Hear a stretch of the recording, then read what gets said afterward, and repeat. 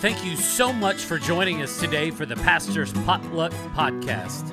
Here on the Pastor's Potluck, it's similar to a normal potluck where you might get something that you want and there may be something that you just want to pass up altogether. And that's okay. There's something here for everybody.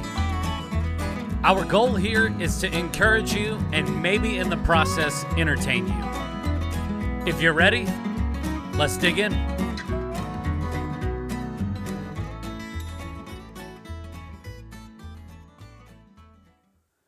I don't even know how we're gonna get started after you've been singing whatever you've been singing, and we got to record a pretty decent. It's not like overly serious, but like we're continuing our discussion to Exodus. Yeah. And now I've just got you just sitting here like slouched over in But your during chair. during the intro music, I was trying to see if my elbow could be a mic stand because I'm tired of holding this mic during this podcast, and it hasn't even started yet. Well, I've got some ideas for whenever they finish all the. There's a ton of drywall that has been hung. Oh, I know. I'm so pumped. Yeah, I'm pretty excited too. Yeah. But once we get back into like the office, I've got it like we're gonna do up like a little corner in there, and I found these microphone stands that are anywhere you move them, they'll stay, and they've got like every single joint is like tightened enough to where it'll never sag or whatever. It's just wherever you put it, like that's where it's gonna stay, so you don't have to hold a microphone for much longer. Yeah. I feel like an MC when I've got to hold this mic during this. I feel like I'm at Sam's Club about to eat like their $1.50 hot dog because those things are about as big as this microphone. I think that's what lunch. I didn't eat at Sam's today. We ate that volunteer thing. Yeah. But that lunch has derailed my day. Really? Yeah. Is it? I don't even know why. What'd y'all eat? Pulled pork. And I just ate it with some nachos. I didn't even put no bread or nothing. I didn't ate no dessert, nothing. And I don't know. I might just be sleepy. I don't know. Probably. That's what this is for. Yep. The Dreamsicle. That's the best one too. I don't know. The new Tropsicle is really good. I haven't tried them. Cosmic Stardust is still number one, though. Yeah. I don't want to be dependent on that though. I feel like that was an indictment. No, I'm not saying that you are dependent on it. But some people are, like. I'm just saying for me, you do whatever you need to do to get done whatever you need to get done. But if I'm dependent on energy drinks, then I need to go see the doctor because I'm already like naturally energetic. Oh, see, I'm not. Yeah. I am naturally melancholy. It's so good. All right. Well, we're continuing our discussion on Exodus, and last time we ended with Moses and the encounter with God on Mount Sinai, and he's been given the 10 Commandments. And now we're just going to pick up where we left off. Yep. Which is really interesting because like there's a lot of things that if you look at it chronologically, for me it doesn't necessarily make sense. This next portion that we're actually going to spend some time on is where most people would probably skip. Yeah. Because they would go like, oh, that's just a whole bunch of laws that don't have anything to do with me. Let's get to the next part of the story. Yeah. But again, everything that's in the scriptures is there for a reason. Okay. And if we will carefully read it, or at least understand why it's there, it will tell you some very, it will help us understand the Bible as a whole. Okay. And so that's why, these next couple chapters probably, originally I thought, well, let's just skip them and go straight to, where we're going to finish today. But there's something really important in them. Yeah. Two majorly important things. So is this chronological, though? So this is the Lord still talking to Moses after he's given him the 10 Commandments. Do we know about how long he was up there on Mount Sinai hanging out with the Lord? At one of his trips up there to get this was 40 days long. Okay. I can't remember if it's the first or second trip, but one of them was about 40 days long. Okay. But yeah, I mean he's been up there. Yeah, that makes sense because I mean so often you hear I mean, you try to cram a whole story in a children's, whenever you're in Yeah. kids' church, and they're like, all right, Lord, Moses went up to the mountain, and then he gave him the 10 Commandments, and he brought him back down to the people, and these were the commandments. You don't realize, Yeah. how long he's up here, how long he's having these conversations with God, and so here we are. He's still up there. He's already got the 10 Commandments, and God has given him some instructions on the tabernacle, how to build it, how big to build it. There's a whole bunch of instructions. Yeah, and so I said there's two major things in these chapters that normally we would skip, why they're important. And we touched on it last time that we were talking about Moses, when we were talking about the cloud, like in the presence of the Lord, and how really that is the story of the Bible, is how the Creator came to be able to be with his creation. And the reason why the tabernacle, which is the precursor to the temple, is so important is that was God's initial, very primitive way he was going to again dwell with his people. And that's why, as you read the specifications of the tabernacle, the tent of meeting, and this was going to be the place where God was going to dwell among his people again. Why it's so specific is because God is going, okay, we're going to try this again. Just like we tried it back here in Eden and you guys messed it up, we're going to try this again. I'm going to come live among my people again, but to do so, there is some stipulations that have to be followed. Yeah. And that's why those verses about the tabernacle, and really anywhere in the Pentateuch, the first 5 books, why the law matters so much is it has a whole lot. It's not as arbitrary as what some people think it is. Mm-hmm. It's everything to do with this is what God wanted the place where he was going to dwell to be like. And so it's really not arbitrary sometimes like the way that it's made out to be. And that's what those passages about the tabernacle are all about. Like when you think of the tabernacle, you should think, oh, this was God's plan to be with his people. Yeah. Just like the Garden of Eden was God's plan to be with his people. The tabernacle is that.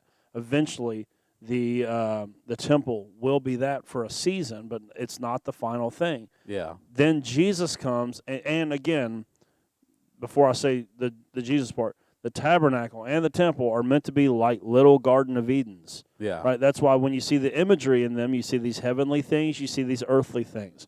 Because the Garden of Eden and this whole idea where God was dwelling with his people is a heaven and earth movement. It's a heaven and earth place. It's where heaven and earth overlap. That's what the tabernacle will be. That's what the tent of meetings will be, a place where heaven and earth overlap. That's what the temple will be. It's a place where heaven and earth overlap. Then the ultimate heaven and earth temple movement is Jesus himself, who is fully God, fully man, fully divine, fully human. And so he comes as, okay, now the temple. And you'll even see, if you follow the Gospel of John through, you will see that you are meant to read that in a way that goes, Jesus is setting himself up as an alternative to the temple. The temple is now obsolete. Everything dealing with the temple is obsolete because the true heaven and earth, the place where heaven and earth can be found, has now come and made God's kingdom now available to everyone. Yeah. And then after his death and resurrection, we see another heaven and earth movement through the power of the Holy Spirit coming to dwell with humanity. In this tabernacle, in this sanctuary that is considered our bodies. Yes. And this is why we should not call the church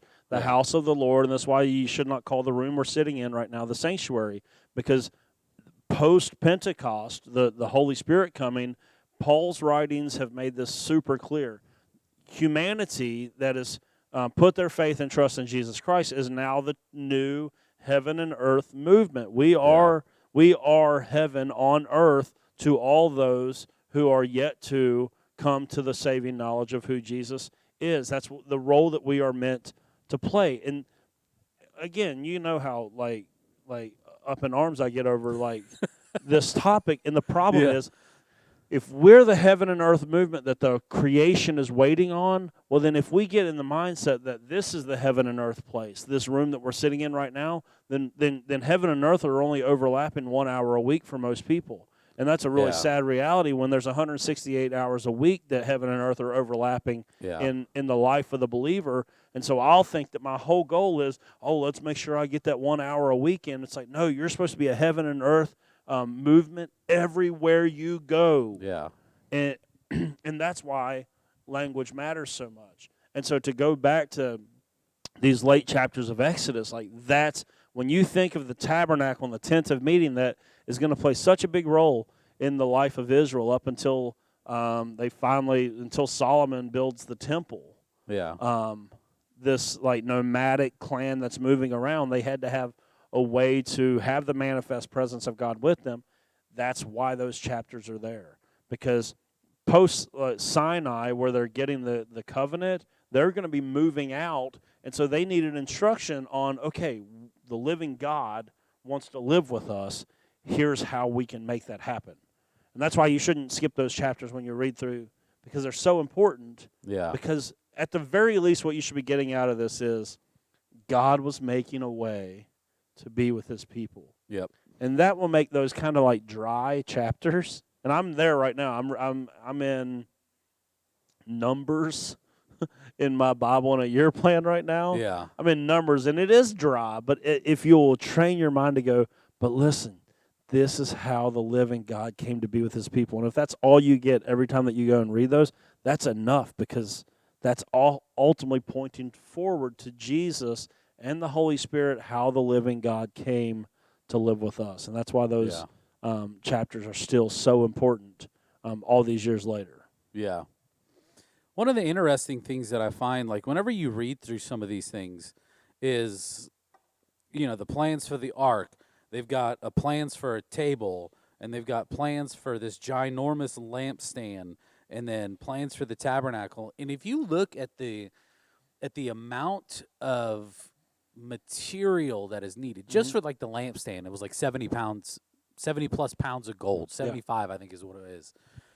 And it's like, holy, like this is like insane. Like, and then they have these intricate details, and then it's very specific. Like, it needs to be so tall and so wide, and it's made from this specific thing. And I think so many times you try to look back at like how early this is, and we look at cave paintings and stuff like that, and like the people that were just like painting on walls with like mud and like soot from their fires or whatever, and then you think like, okay, it's going to take someone incredibly special to be able to make this, like to be able to do these things, because they didn't have electricity. They didn't have like a lot of the modern conveniences that we have. Even in terms of like fabricating stuff, they didn't have welding machines. They didn't have these power saws to be able to rip wood and bring it down and cut it down to size to fit the exact specification for that piece of wood on this length of a beam, and it's supposed to be here. Like, so how are they supposed to do all this? There's a really I can't remember if it's like a reel or a TikTok or something, but it's like some conspiracy theorist guy, which of course I'm not a conspiracy theorist, but this is still very funny. Like with he's talking about the Egyptians. He goes, "You want me to believe that you all made those all those years ago and haven't done anything since?" It's just a funny thought. Like, how did they make those pyramids all those back when there's like no good technology whatsoever? Like, that's why it's like so incredible to see stuff like that. Yeah. But like hear this story of Israel and how they're going to construct the tent of meeting and the Ark of the Covenant and all the utensils and things that are required for it. Our scriptures give an answer for how these things came about. Yeah. Right? I think it's chapter 29 or chapter 30. We're introduced to. I think it's 30 or 31. 31. We're introduced to two guys, Bezalel and Aholiab, who I would have to go and like really dig in to Genesis and Exodus up to this point. To my knowledge, it's one of the first times, if not the first time, that we see the Spirit of God come upon someone. Yeah. To gift them to do certain things. Yeah. In the same way that, like in the New Testament, the Spirit of God comes upon believers and gifts us spiritually to do certain things. But see, the difference, like, between the New Testament post-Pentecost church and what's happening here in Exodus 31 is that this was going to be a short-term thing. The Spirit of God was not going to be able to dwell with Bezalel and Aholiab indefinitely. Yeah. It was for a specific project, and that's what you see all throughout the Old Testament, is that when the Spirit comes, he comes for a specific purpose, a specific time, but it's not a permanent thing. Whereas post-Pentecost, when the Spirit comes, he dwells with believers Yeah. permanently. But what he does is he comes and he inhabits Bezalel and Aholiab and gifts them to go and do all of this work that needs to be done. Yeah, the Lord tells Moses, he says, like, these people, like, I have given them the Spirit of the Lord. I have specifically chosen them. Yeah. I have filled them with the Spirit of God, giving them great wisdom, ability, and expertise in all kinds of crafts. Yeah, and here is something, and this is like a word to people that if you're part of a local church, this is what you should really see it in chapter 31, and I think even in the chapter before. It was the people that brought all the materials, Mm-hmm. and then it was the people that did the work. Like, God had already supplied the people to do the work. Yeah. And so that's why, like, if you're part of a congregation, you should see bringing your gifts as part of your responsibility and helping do the work as part of your responsibility. Yeah. That's how Israel did what they did. This is how God's churches, God's people have always been designed. Yeah. So if you are part of a faith community, you should be a contributor. You should bring and you should work. You shouldn't, like, just do. Some people want to do one or the other, like or I'm neither, and just show up. Some people do nothing, and then other people, they get stuck in this, like, well, I don't have the money to give, so I'll go and serve. And that's fine and dandy, whatever. You should do both, because this is what we've seen.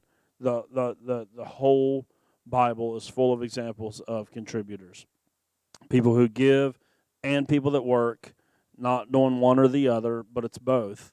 And honestly, like, some people get caught up on, like, well, I don't believe in tithing or whatever, and they'll try to find some, like, scriptural loophole as to, well, tithing was an Old Testament thing and I'm in the New Testament. Listen, let's just talk, like, in general terms and just leave the Bible out of it. If you're part of a family, should you contribute to that family? Yeah. You absolutely should.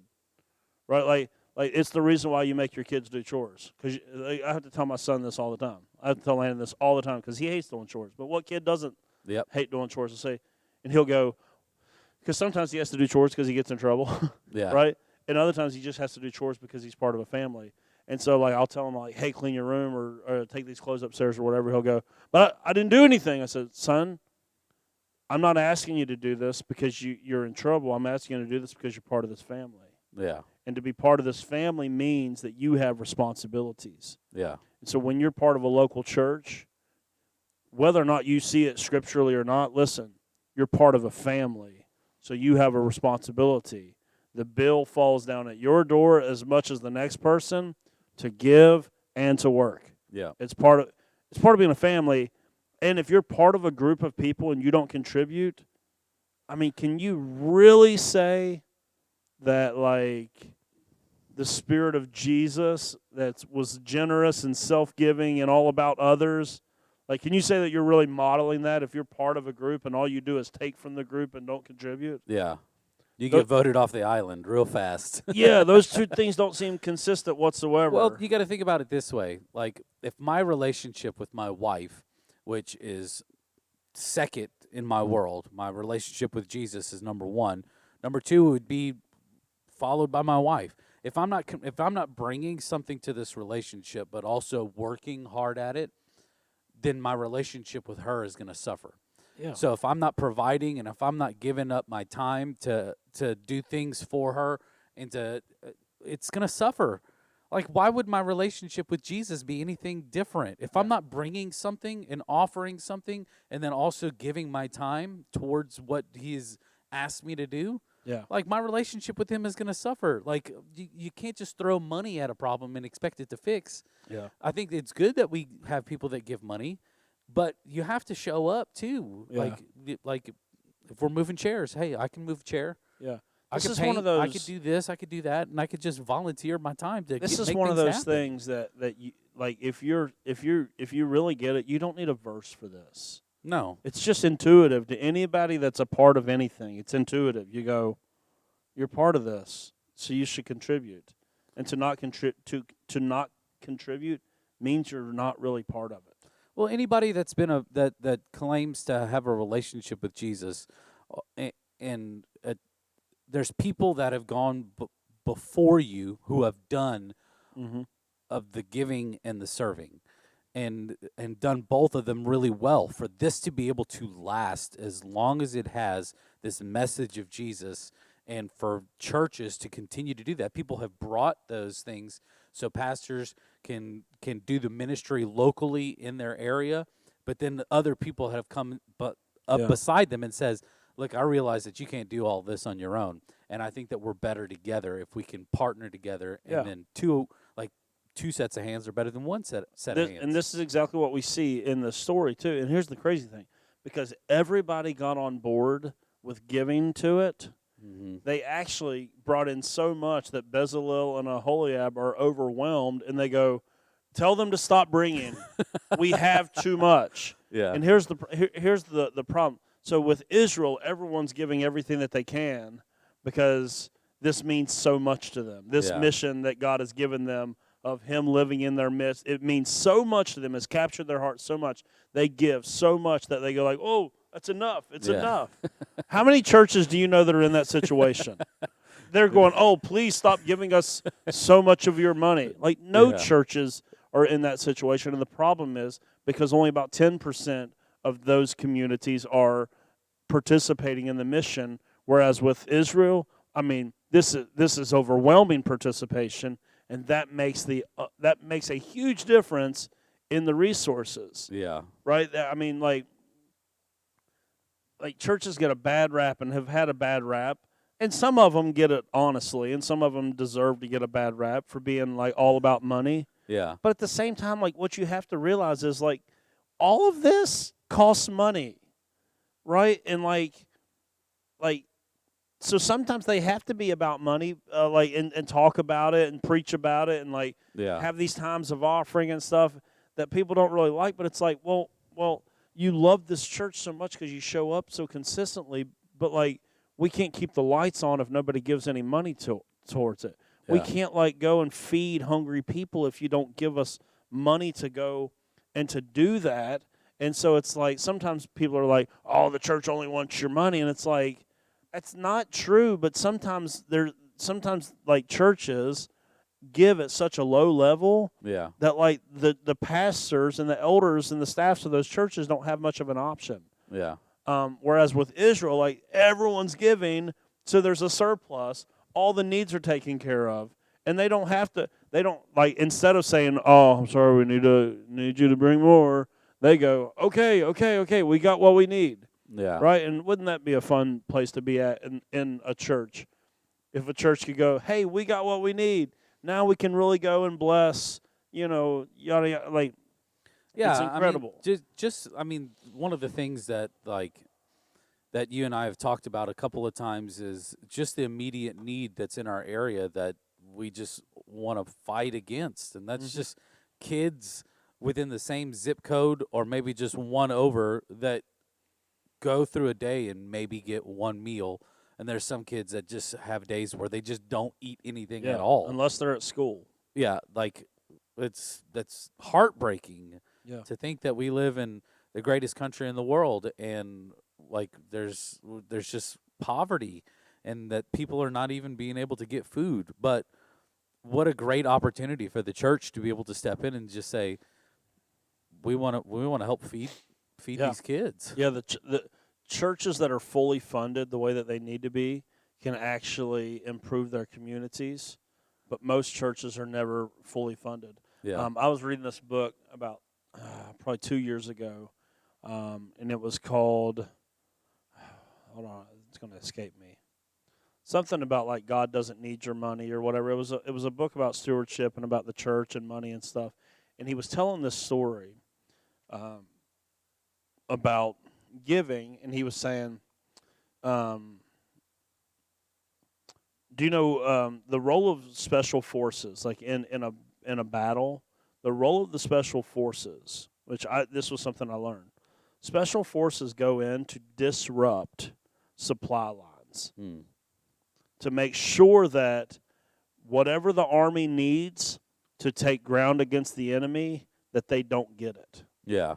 And this is exactly where Satan is attacking most churches, is he's cutting off the supply line by getting congregants not to give. And so the army that's trying to go out there and make a difference never has what they need Yeah. whatsoever. And so if more congregants would understand, listen, you are in the funding of the army business that is going out and pushing back darkness in your community, I think more of them would give generously to it, because that's what's happening. The supply lines are getting cut off to, the conduit of blessing of God to go out and to change your communities, but we're letting the enemy literally stop us because of a lack of, the resources aren't getting where they need to be, because that's how you kill an army. If they can't get food in, they can't continue to go. If they don't, I cannot remember which war it was, but there was an army that was in the cold, in a really cold area. Mm-hmm. They couldn't get supplies to them, so a lot of them died, and they became ineffective. This is what's happening. The supply lines are getting cut off to the church, and they're not able to take the ground. They're not able to go and take the fight to the darkness in our community. Well, your effectiveness in war is drastically changed if you don't have the right stuff to be able to push back against. Because if you're using ammunition sparingly, if you want to get really deep into this analogy, if you're using ammunition sparingly and you've got all this attack coming at you, the only thing that you can do is retreat or stand your ground and die. Yeah, you can stay in the same place or you can go backwards, and that's all that can happen. Yeah. And I wonder if, say, the congregant that either gives, very little or nothing, I wonder if they knew that they were playing right into the enemy's hands, if their giving patterns would change. Yeah. If someone said, hey, your lack of generosity is exactly what your enemy wants from you, and you are helping him accomplish his mission of subverting the mission of Christ by simply not funding it. Yep. And this is why, the Israel, they brought so much, and boom, they had everything that they needed to be able to get ready to go where God wanted them to go. Yeah. And the supply lines for them were fully funded. They had everything they needed, so they were able to go out and accomplish what God's called them to. And God put the workers that were needed in place. They stepped up. They said yes. This is this little picture at the end of Exodus right here is the picture of a thriving church. Yeah. And if a church can tap into this, then it can really make a difference in its community. Yeah. So after all of these instructions that God has given Moses about the tabernacle and how to build all the different elements and utensils and everything, and then he tells Moses about Oholiab and Bezalel. I want to meet somebody who names their kids this. But anyways, I think there's something that is super important that God tells Moses. After he talks to Moses about these craftsmen, he says, look, I want you to take and make sure that you keep the Sabbath holy. And I find it so interesting that he's like, I want you to make sure that you are taking a day and that you are reflecting on my goodness and not doing hardly much and just spending time with me. That's whenever I was reading it, I was like, oh, that's super interesting that he wanted to make sure that out of all of these instructions, he wanted to include this as well. Yeah. Because if you've got 75 pounds of gold and you've got to make a lampstand for it, I mean, how long is that going to take you to do that? But God's just saying, look, I value you, I value your rest, and I value this relationship that we have. I want you to be able to take at least one day, rest, spend it with me. Yeah. Well, that's and I think what you're like. First off, the Sabbath has been holy since creation. Yes. It was modeled in Genesis 1 Yes. and Genesis 2. It's It was just like modeled a. for It was us. just like a. It was just like another. Like, It was part of the. It's part of the creative rhythm of God. Yeah. And if as the people of God to be in His image and to function the way that He's made us to function, Sabbath is completely necessary. Yeah. Because you have to have those times of rejuvenation and stuff. And so that's why He repeats that there. What gets lost for most of us that are reading like the Ten Commandments is what a gift the Sabbath was meant to be, rather than seeing as a burden. Yeah. Like, because it appears as part of the 10 Commandments, we feel like God has now saddled us down with a burden that goes, well, I'm just supposed to give up one day of productivity. So they see it as a negative rather than seeing it Yeah. as the gift that it really is. And so I think that's the problem. Like, I mean, honestly, this is probably like a really like simple like illustration. There is a reason why Chick-fil-A works, because they have decided, hey, if this was good enough for God in creation, this is good enough for Israel throughout all of history. Yeah. There's something to having that day Yeah. that like that makes them so successful. There's something about honoring families and individuals and saying, hey, here's a whole day to go and to recreate, which break that down to recreate. Like, that's where all of this happens. Like, it's where you're renewed and you're refreshed. And so, like, even though Bezalel and Aholiab are going to have this massive undertaking, like Moses is told, hey, make sure that everyone knows we still have to rest. Yeah. We still have to have a time to rejuvenate, because you can't, even in the ministry of doing something as important as Bezalel and Aholiab were doing, you need the rest. Yeah. Like, that's a word to people. If you're a volunteer at a church, if you're on staff at a church, what you are doing is every bit as important as what Bezalel and Aholiab were called to do. Yep. And they were also called to a Sabbath. And so are you. So, like, times of rest are paramount if you're going to be successful in ministry of any kind. So, like, if you're a volunteer and you're serving 52 weeks out of the year, you're not going to make it. Yeah. You're going to burn out. Don't allow it. You're going to have really bad like interactions with, like, let's say that you're a kids worker and you're working 52 weeks a year. I'm gonna guess by the end of those 52, them kids ain't gonna like you, because you're not gonna be a good version of yourself. And your own kids will probably grow up despising it. Yeah, you know. like it's required. So I'm glad that you pulled that out. That's that the Sabbath was a gift from God that goes, hey, here's one whole day that nobody expects anything out of you. Yeah.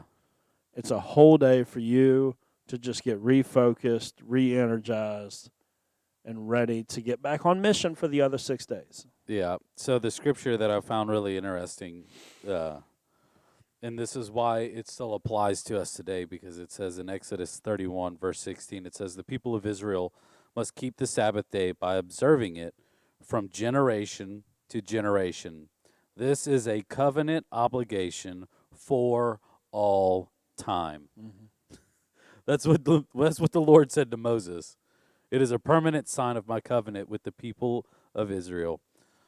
So, for in 6 days the Lord made heaven and earth, but on the seventh day he stopped working and was refreshed. That's exactly what the scripture says. Yeah, I mean, it's a sign, like where it says it's a sign of the covenant. Yeah. It's a sign of trust. If you will give up a whole day of productivity, it means that you're trusting God more than yourself. Yeah. And that's why it's a sign of the covenant, because, again, it's always been about faith, which is trust.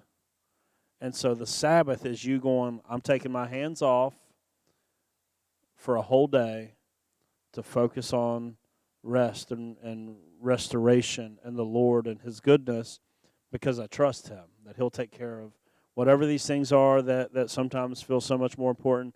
He will take care of them. I'm going to take a day where I can take my hands off and trust Him.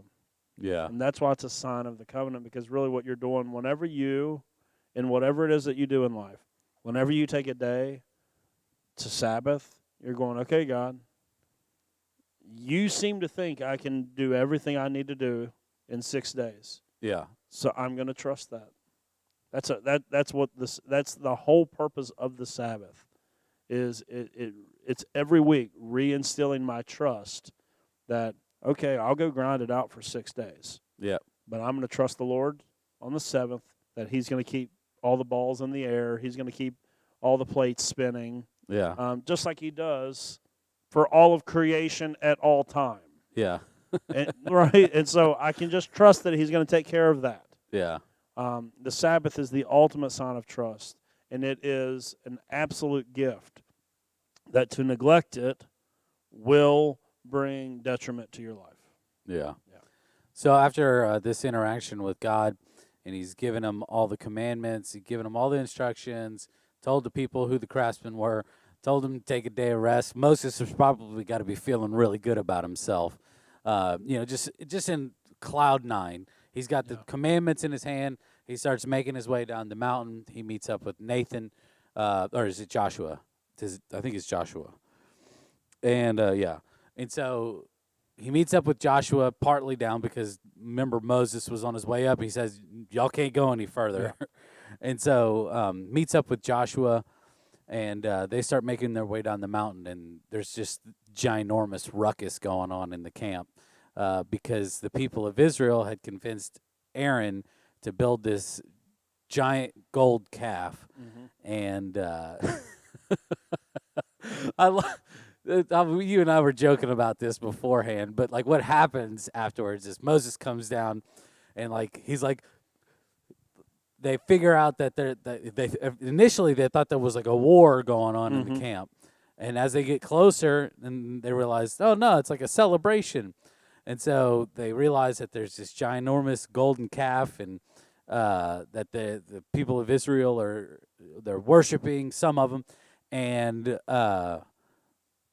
what happened, Moses is like begging and pleading, God, just let me go talk to them, like, don't wipe us from history. Like, if you could spare us, or if you're not going to spare us, then you could take my name out of all of this, because I don't want to even be associated with, like, everything that's going on. That's Jared paraphrasing. So what happens is Moses is angry with the people, and so he tells them to grind it up. Or he tells him to take it down, so he burns it up in a fire, grinds all what's left over into ashes and all these little gold particles, throws it in the water, tells people to drink the water, but just because he's like super ashamed of like everything that's happened. And then he gets to the edge of the camp, and he's like, if anybody wants to follow God, then y'all need to come and join me.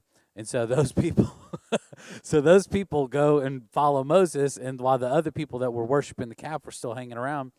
And so he's like, all right, guys, go get your swords and go kill those people that made this calf. And so it's just this crazy turn of events with like everything that's happening. And I could just imagine just the embarrassment, first off. Yeah. If I made something and somebody goes, dude, what the heck are you doing? Like, we need to burn this down, grind it to a pulp, throw it in some water. You got to drink this now and be embarrassed because of, like, what has happened. Yeah. And then maybe a couple hours go by, and then all these people that we've been going through the desert with, they're coming at me with swords. And I'm like, what's going on? And then they stick me. Like, it's a crazy set of events, like, from all of this that has happened. Because, you got to think, like, everything that's happened before Moses went up, it's been nothing but God providing and God showing them that, hey, I've got my hands on you. Like, I have led you out of slavery.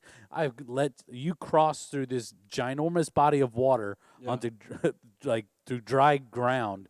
And then, I've taken away, like, all your threats with enemies that you had to fight coming up into this point. Like, I've given you the power to overcome these things.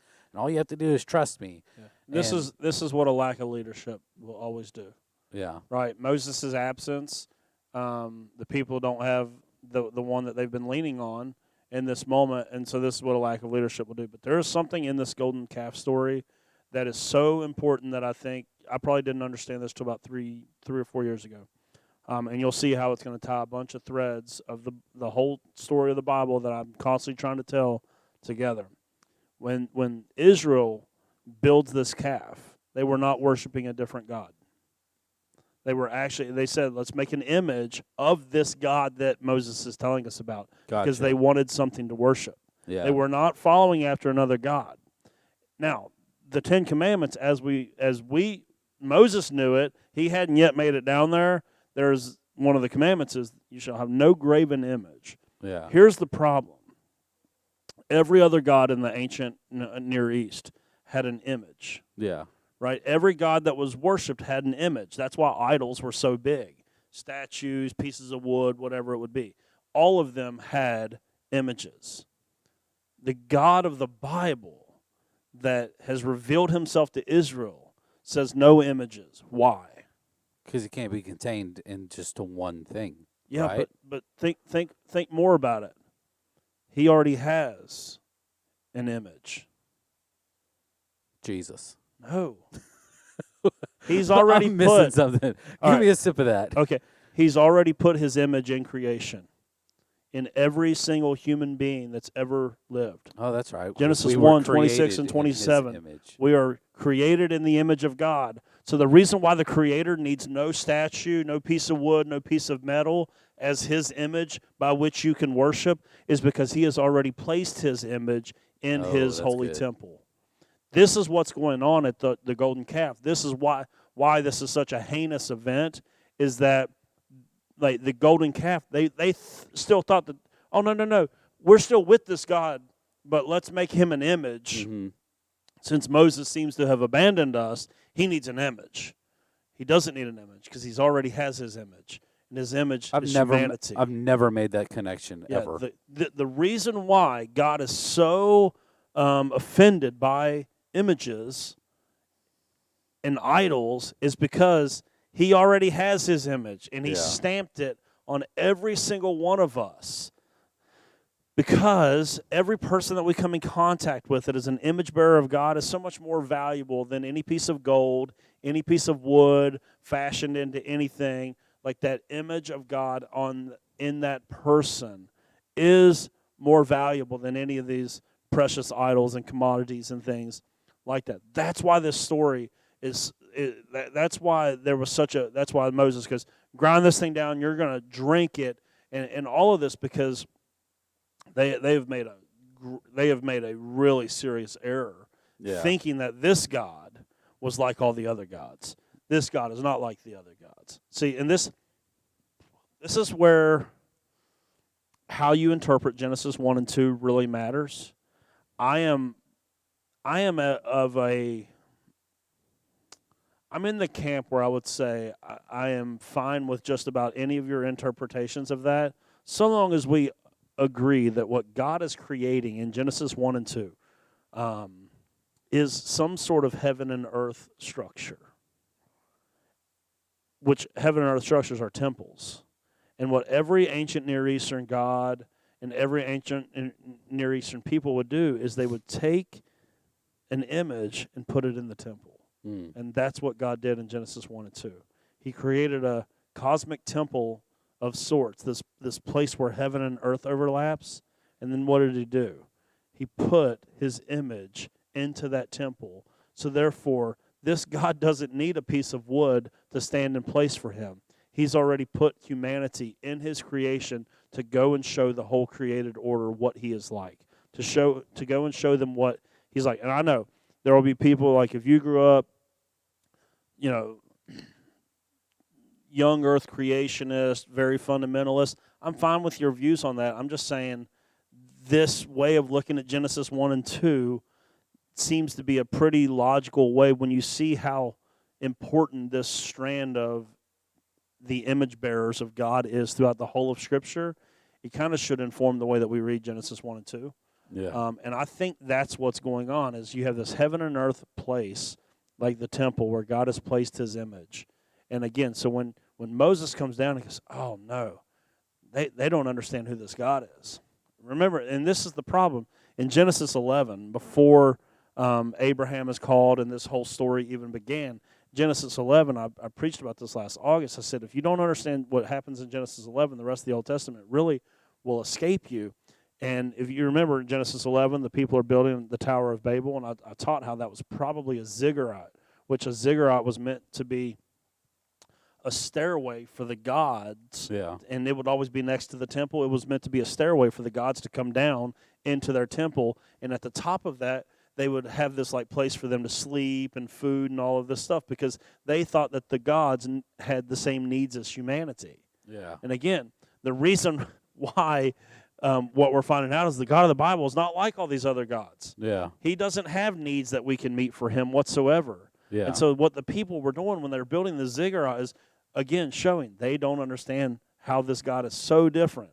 And so when Israel in Genesis, or in Exodus, Exodus 32? 32. When they create this calf to be the image of this God that Moses has been telling them about, again, they're not understanding that Yeah. God doesn't need an image because he already has one. Yeah.